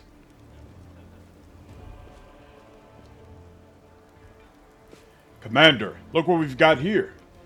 Are you too mad? Whatever possessed you to steal the gem golem from the Tower of Estrad Museum? Explain yourselves. We didn't steal nothing, Commander. We saw some looters dragging it down the street and recaptured it. Now, this shiny fellow belongs to the treasury. The inlay alone is worth more than a castle. I really don't like the idea of leaving this thing unmanned. Joran, see to it that no one lays so much as a single finger on this golem or plucks out a single gem. And the same goes for you two. Sorry, I read as much as I could. But pretty sure this golem allows you to change the color on your clothing and armor while you're playing through the game. I always like having consistent color, but I feel like it's not worth bothering with until we're using outfits that we know we're going to have for quite some time. The magnificent and glittering golem, encrusted with gems and covered in intricate flowery embossing, triumphantly exclaims, "Happy to be of service. May Shelyn brighten and vivify your day." What are you? I am a prestigious painter, Golem. Many millennia ago, I was built by Aslanti clerics of Shelyn, the goddess of beauty, to make the world a better place. In my joyful service, I have visited many lands, and for the past few centuries, I have resided at the Temple of the Sunrise Chrysanthemus in TNG. But then the good cleric saw fit to offer me as a gift to the Mendevian Crusaders so that you could share in the beauty I can create. How did you end up here? I was in the Tower of Vestrad Museum, but then some not-so-beautiful people came and started smashing everything. I asked them to show restraint, and that's when they decided to steal me. After all, I am beautiful and very valuable. They dragged me down the street, but I didn't want to go with them, so I kept stopping. The least beautiful of my kidnappers threw me over his shoulder and tried to run away with me. But I am very heavy, so his back made a very not beautiful crunching sound. He started yelling, and then everyone else started yelling, and some of that yelling was directed at me, and then they started hitting me with their not beautiful weapons. And then some good crusaders drove them away and brought me here. And now I've been lumbered with you. Waste of good metal you are. And instead of working, I'm supposed to keep an eye on you so no one is tempted by the walking treasure trove. Nice. I've never actually had this conversation. Can you do anything useful? My creators granted me the ability to place illusions on various items. I can change their color and texture to make them more beautiful and appealing to the eye. Would you like to cast an illusion over your armor to make it green? Green is a very pleasant color, and it would match your eyes. What can you do to help the war effort? I was not designed for any type of combat, yet I can bring beauty and harmony to any type of combat. I want you to cast an illusion on my gear. Happy to be of service. I'm just curious. Select an item to change its appearance, then select an item to transfer its appearance from. Ha! Very, very interesting. We might play around with that later. We'll see. Alright. A grizzled dwarf turns a blade in his callous hands, carefully inspecting its edge. When he sees you approaching, he sets the blade aside and greets you with a nod. A new face in the city. You picked a good time to come to Kenebris. As you can see, we're in sore need of warriors. Show radiance to Joran. Do you recognize this sword? Do I recognize it? Of course I do. I made this with my own hands. That's my brand, see? The dwarf carefully takes the sword in his hands, gazing at it like a doting father. Oh, Jernaugh, things have been tough without you, but at least we still got your sword. That's something. Joran returns the sword to you. In battle, ordinary swords get blunted, they break, but sometimes a weapon can preserve.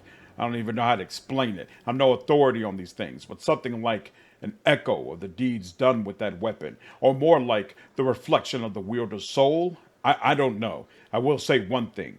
Take care of that sword.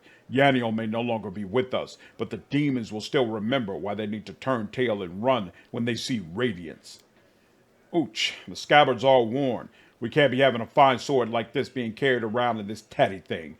I'll make you a new one if you like. If the city stands strong and we both survive, come see me again and I'll have it ready. No charge. Do you know everyone in Kenebris by sight? Well, not everyone, but I make it my business to know the people who might need my services. A blacksmith's work isn't just at the anvil, you know. Are you Staunton Vane's brother? Yep, where he goes, I go. That's how we've always done it, even before the world wound. I forge the armor, he goes into battle and breaks it, he brings it back to me, and I repair it and make it better than before. Everything's changed since then, of course, but that part has stayed the same. How was Staunton to blame for the fall of Dresden?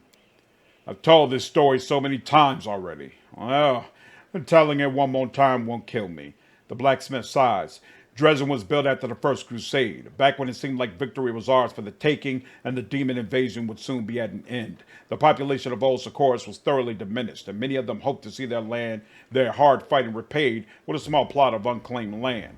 Dresden was a fortress built on all our hopes and on Ben Dev's ambitions, though you're not supposed to say that out loud.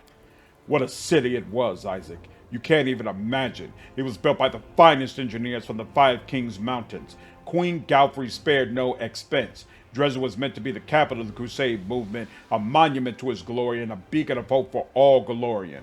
Heroes were drawn here to seek fame and glory, and they came from all over. Taldor, Garund, TNG. I couldn't list them all. A relic known as the Sword of Valor was kept there, the banner that had been carried into battle by Almade herself, back when she was still human.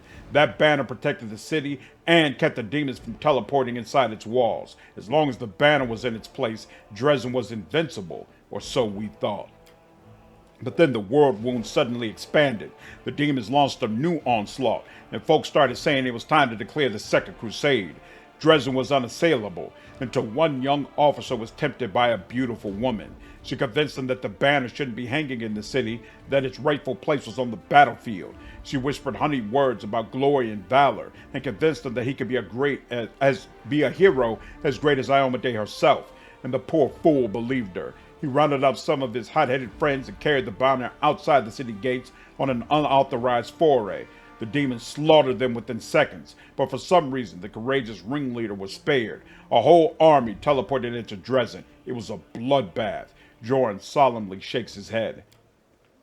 As you can guess, that officer was called Staunton Vane, and the woman turned out to be a demon. Not just any demon, it was Monago, that foul wretch. She's given us a lot of grief here in Kennebrus too. Just don't ask me what I was doing while my brother was off having trysts with that beast, and why I didn't save him from his own stupidity.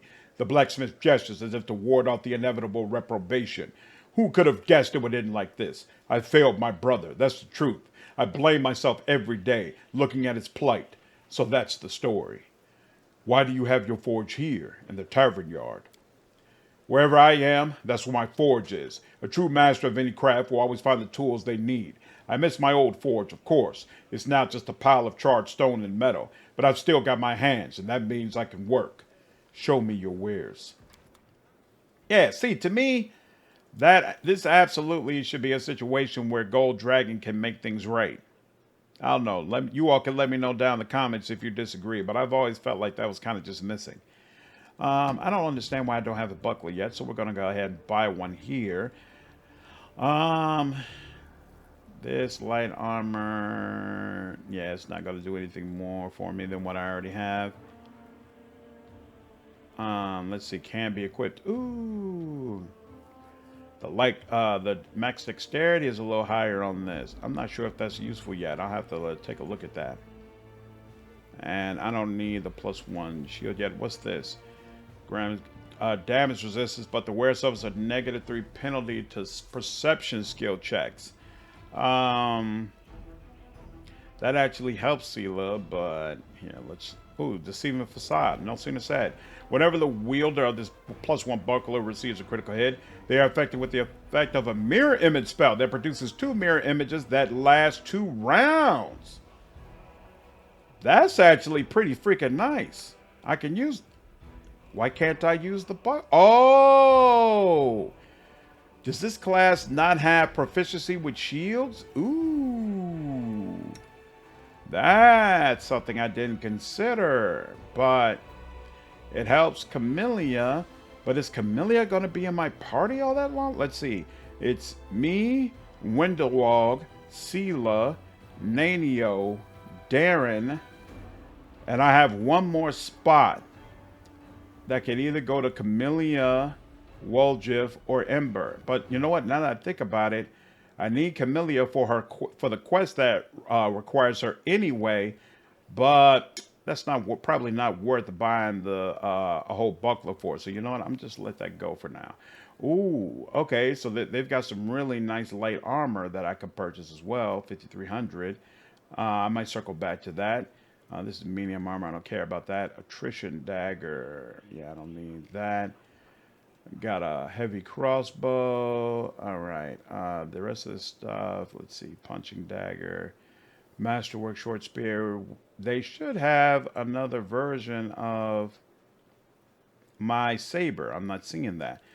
So first of all, yes, and we could use a better rapier as well. So let's see. First, let's go all the way down here. They're saying, okay, so yeah, that's the only good cold iron. Oh, here we go. Cold iron sawtooth saber, right? But actually, no. Well, first of all, it's the same damn thing as what I already have. But even if it wasn't, I just realized I'll just use the weapon that can turn into anything. So where is? Why am I not seeing? Here we go. No. Oh, is it masterwork? Let's see. Does she have a masterwork? Oh, she's already got a cold iron rapier.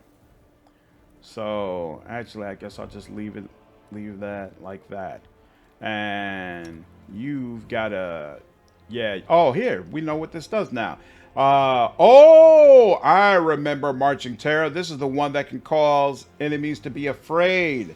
That's probably why we were seeing some of the enemies be afraid when we were fighting with Irabeth. There we go. I can make them frightened. Oh yeah, that glaive is super useful.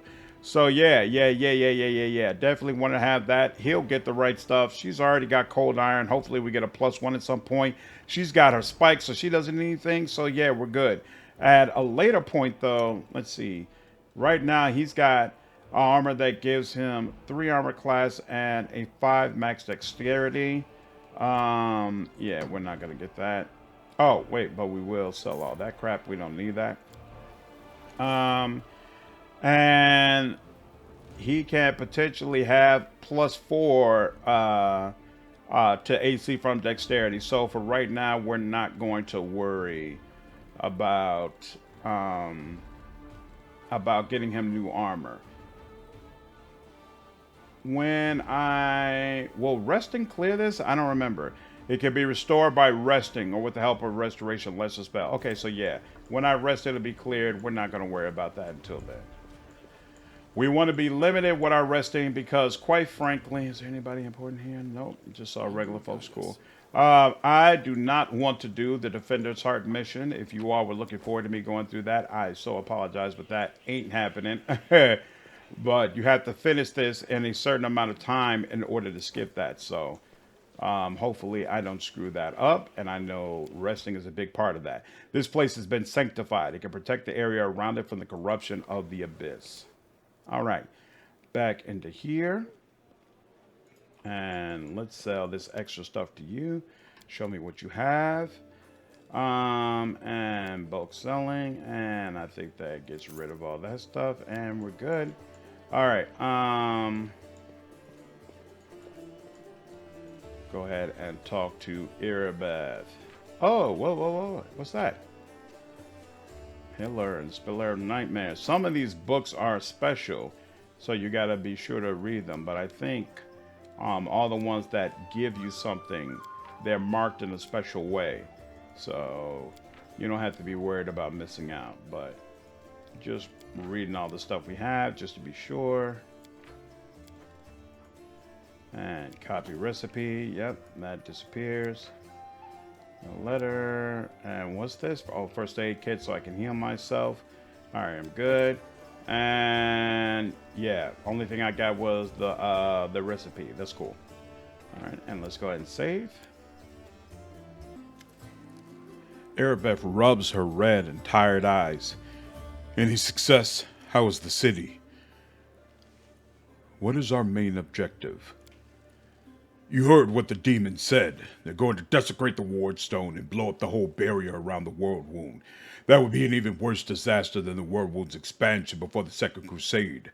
Not only Kennebrus, but every city with a ward stone will be destroyed, including the capital. We can't allow that no matter what. We will retake it, even destroy it if we must. Iomede's gift must not become a weapon of the abyss. These ward stones, what are they? They are our greatest treasure, the shield given to us by Iomedae herself, and placed in Kenabris and other Mendevian cities and fortresses by her herald. The chain of ward stones forms a protective barrier that stops the expansion of the world wound and keeps the demons from moving beyond its borders. I shudder to think what will happen if the barrier falls. Allow me to ask a few personal questions. Frowning a little, Irabeth nods. Please, but I must warn you, there are some things I don't have the right to discuss. Where are you from? I was born in Kenabris. I grew up on a farm just outside it, but my way back home lay at the end of a long and winding road. It took me years of traveling through foreign lands before I came to be where I've always belonged. How did you become a paladin? A bitter smile appears on the half-orc's face. I don't much like to remember it. Believe it or not, the story of how I became a paladin is also the story of how I failed to become a knight. My parents were crusaders, may their souls stand together on Iomedae's celestial army. When I was born, they retired from the war and started preparing me to continue their legacy. But my father was an orc. You'd be pressed to find a calmer, wiser, and more pious servant of the goddess than he. But still, all his life he was dogged by sideways looks and whispers.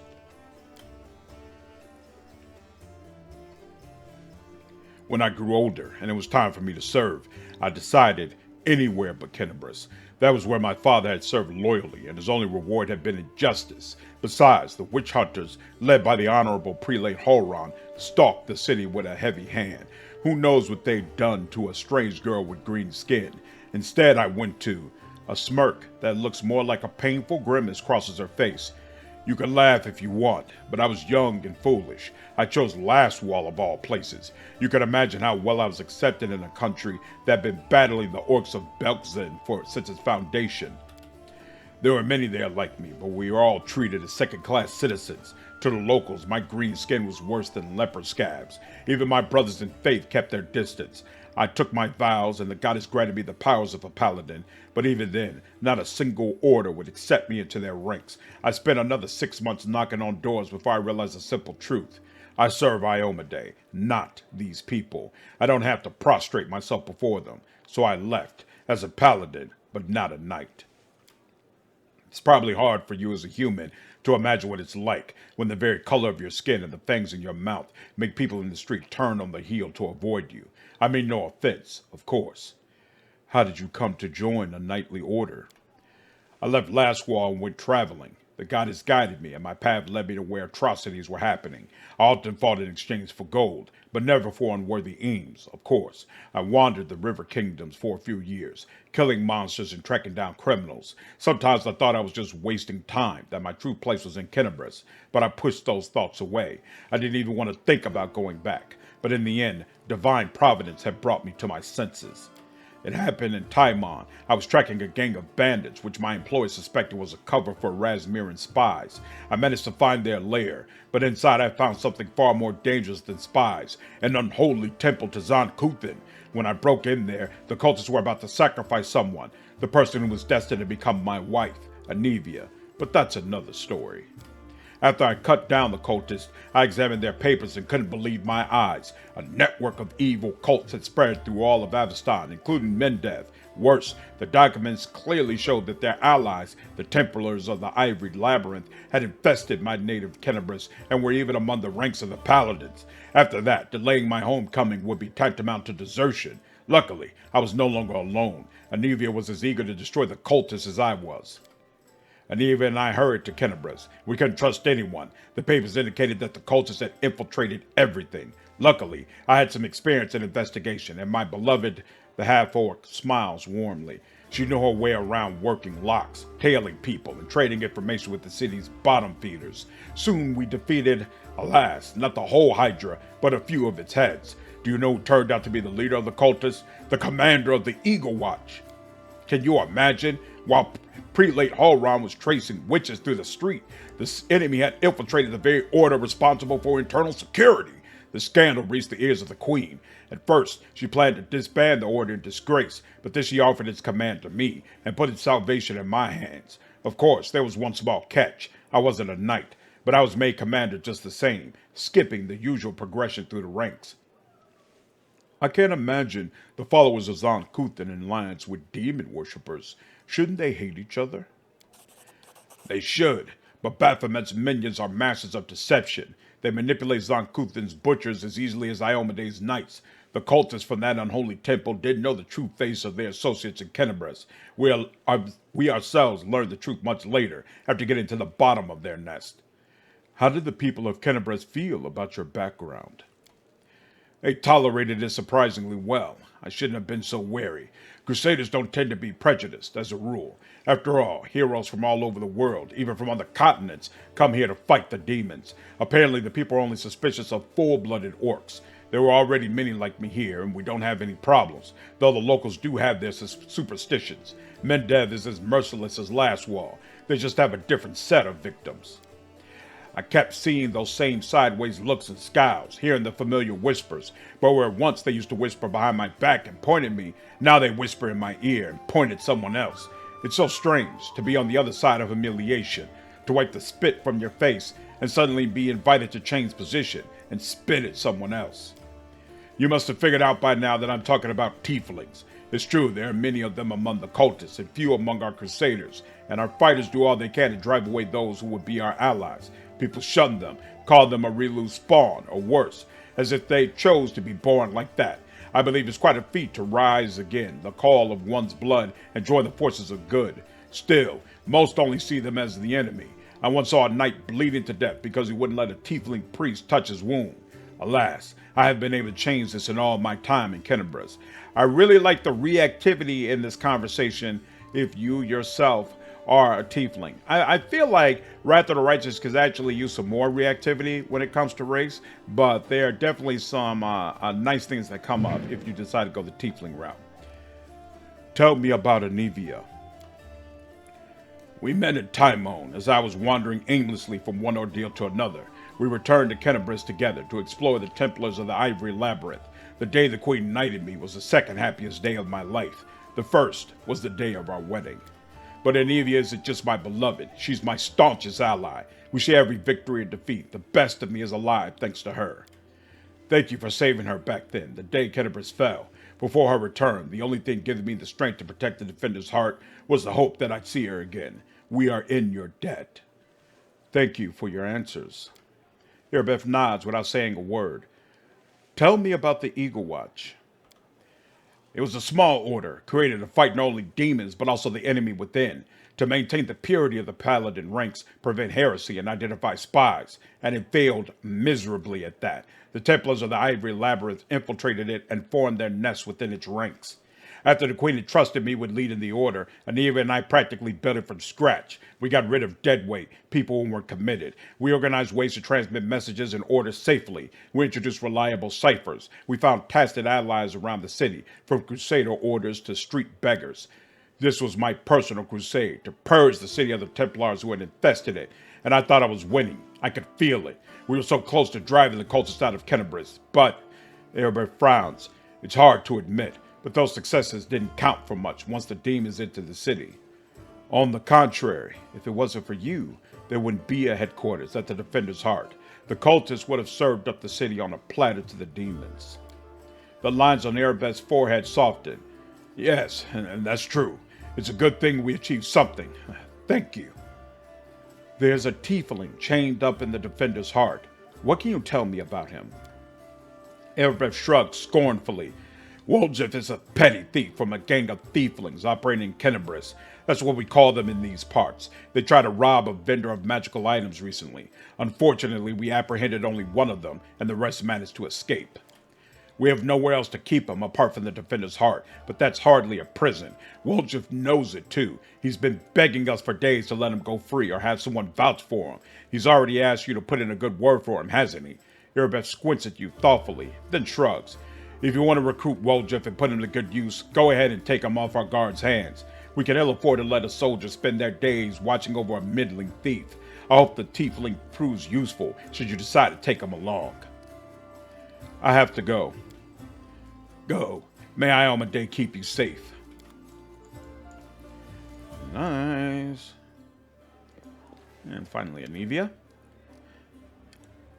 Anevia, in her muted colors, blends almost perfectly into the background.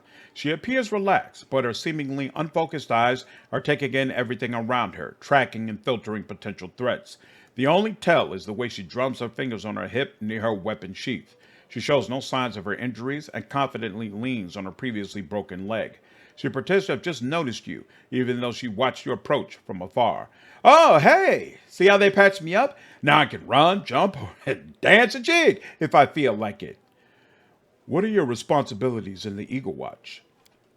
Anevia smiles evasively. Nothing official. I'm not even a knight, you know. I just hang around. You sure you want to know the details? Catching traitors and spies and cultists is no walk in the park.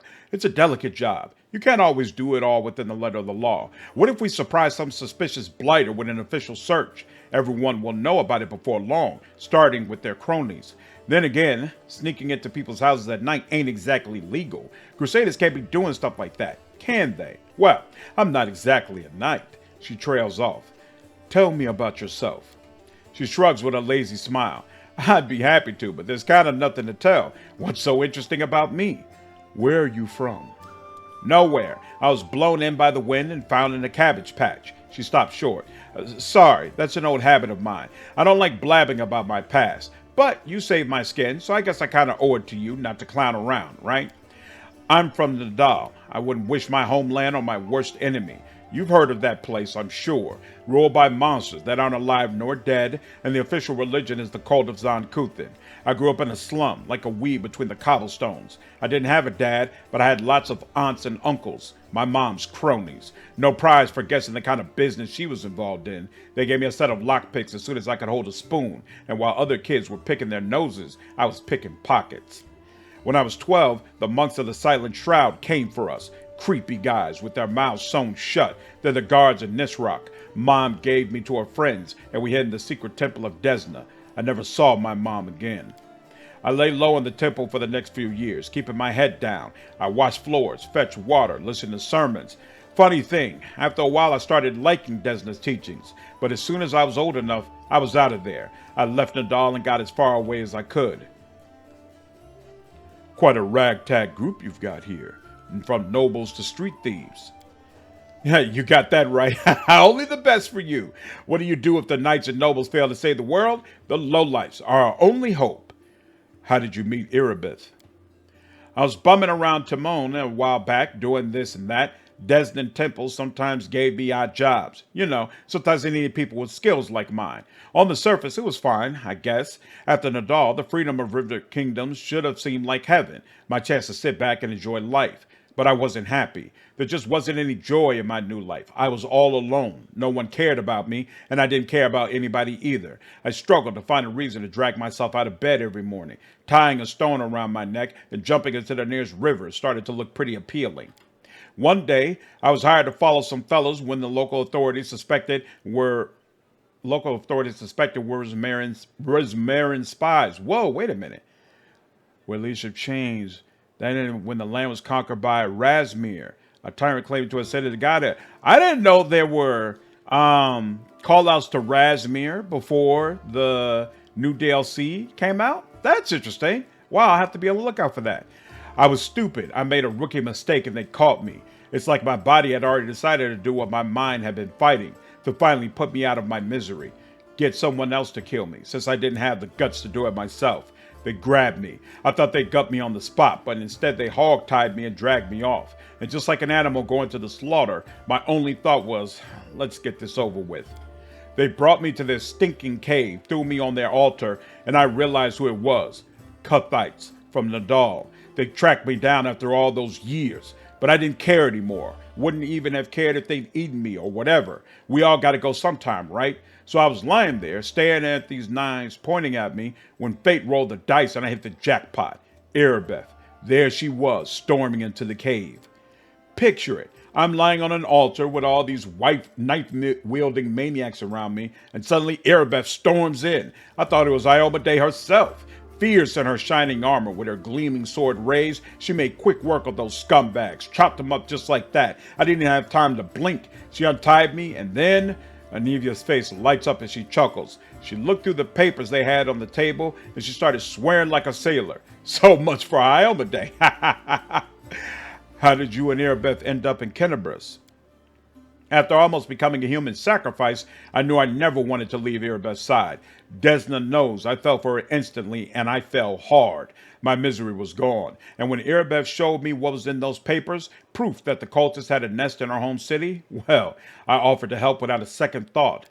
Anevia smiles warmly. She must have figured I couldn't wait to get my revenge on the cultists, but I didn't give a damn about them. It was her. I'd go anywhere with her, even on a crusade or into the jaws of a dragon. But I took to life in Kennebrus like a duck to water. I used to be an outcast wherever I went, but half of the Crusaders are the same. After all, who'd volunteer to tangle with demons on the edge of the abyss? You gotta be either a goody two-shoes with too much honor and free time, or a misfit with no life out in the normal world with normal people. People come here to run away from their debts, their past, from themselves, so I fit right in. What is it like living with Irabeth? It's like living. Without her, I wouldn't be. Seriously, if I were alone, I'd definitely be gone by now. Sure, sometimes we argue, can't deny that. Sometimes we bang our fist on the table and yell so loud that the walls shake, but that's all about order business. Back at home, well, I'll give you an example. I've kind of always wanted to move out of that broom closet we call a house and into somewhere cozier. It ain't like they take a vow of poverty at the Eagle Watch. But every month, somehow, most of our spare money is spent on Crusader business. Sure, I get mad about it, but Anevia makes a helpless gesture. It's part of why I love her so much. You know, Irabeth has that thing that matters most for a person, a purpose in life. She's always got a reason for whatever she's doing. Her whole life is a crusade, and I just drifted around like a leaf in the wind until Desna brought us together. Now she's the meaning of my life, so it really makes no difference if we live in a mansion or under a bush. Thank you for your answer. I think the relationship between Anevia and Irabeth is handled very, very well. Absolutely fantastic. One of the best relationships you see outside of the romance that you actually enter into. Are there any suspicious places in the city that I should pay attention to? There are a couple of spots I want to check out, but I didn't have time. If there really is a den of cultists there, it would be good if you could swoop in there and bust some heads. You don't even need a search warrant. Anevia shoots you a crooked smile. First one is a silken thread. It's a funny little tailor shop that doesn't take any orders and never buys any fabric, but they always seem oh so busy. They're busy with something and they're alright, but sewing ain't it. Second one is the alchemy shop, Topaz Solutions, and they trade in everything, not just healing potions. Judging by the ingredients they've been buying on the black market, there's something fishy about the alchemical rituals going down in that place. I have to go. All right, you watch yourself now. Awesome. Okay. Now, let me just check my inventory real quick. Yep, I'm good on that. Actually, I could just equip this to figure out what it does. Charisma? Yep, it adds to your charisma. I guess I'll just give that. Doesn't actually help her, but she might as well wear it for now. Oh, you know what? No, we're about to recruit Woljif. That's who it would help. So here.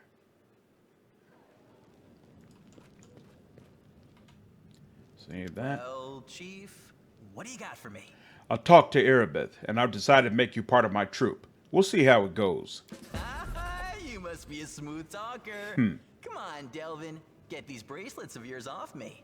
I'm going free. You're sure to regret this. This tiefling will fleece you for everything you've got. Mark my words. You're a bitter little man, Delvin. Petty and mean. You can't even be happy for me, can you? I pity you. I'll leave you alone with your sad little soul. So long. And now, Chief, straight down to business. You see, I'm one of those guys that people around here call thieflings. We just call ourselves the family. After we knocked over that shop and I got stuck here in the Defender's Heart, a little bird told me that big sister Charisma wanted to see me. That she had some questions to ask me. You following?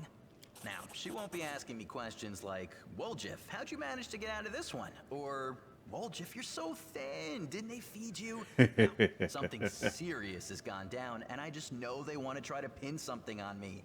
I can feel it in my tail. So, I knew right away that I couldn't go alone. You turned up just in time, Chief. You don't need to do anything when we get there. Just stand behind me and look mean, and I'll handle the rest. Somehow. Let's go. I'll show you the way. Sounds good, Woljif. He is such a fun time. Always a must-have on a Lazada run. Or any chaotic run. Is there anything in here? No. Does Delvin have anything more to say? Go ahead. Don't take too long, though. I don't need to go upstairs for anything. We'll go straight outside.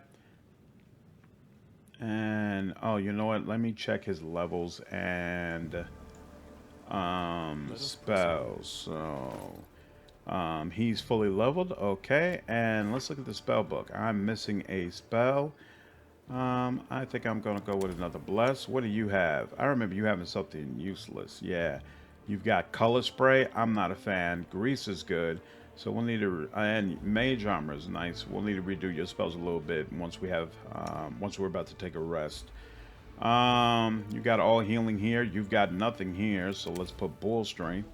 And then what else? Ooh, you got bark skin. We could actually use 2 levels of that, right? Yeah, this provides you with natural armor bonus. Yep, so that definitely helps. We'll use that.